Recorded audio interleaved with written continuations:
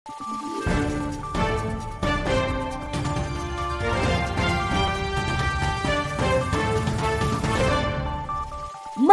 araw, Pilipinas! Ito ang Valiente News hatid sa inyo ng Office of the Vice President. Ipinagpasalamat ng mahigit 2,000 residente mula sa Batangas ang agarang pagtugon ng tanggapan sa kanilang pangunahing pangangailangan matapos ang pananalasa ng mga magkasunod na bagyo. Narito ang ulat ni Maribeth Adlawan. 2,400 mga pamilya mula sa 4 na bayan ng Batangas ang pinaghandugan ng relief boxes ng OVP Disaster Operations Center. Kabilang sa mga nahandugan ng relief boxes na naglalaman ng bigas, mga delata at iba pang mga mahalagang kagamitan ang mga residente mula sa bayan ng Malvar, Calaca, Lian at Laurel.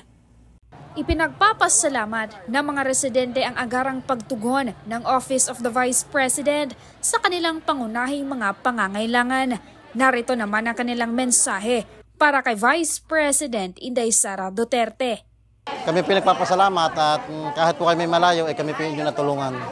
Ito po ay malaking tulong para po sa pang-araw-araw na pamumuhay namin dahil po sa kasalukuyan kami po hindi nakakapaghanap buhay dahil po nung lumakas ang alon. Ang asawa ko po ay mangingisda. Lamang malaking bagay po ito, malaking tulong po. Maraming salamat po, Vice President Sara Duterte, sa tulong na binigay niyo po sa amin. Malaking tulong po ito sa amin.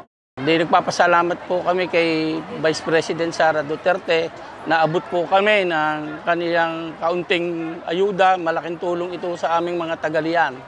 Mula dito sa Batangas City, ako si Maribeth Adlawan, lahat para sa Diyos, bayan at pamilyang Pilipino. Valiente News.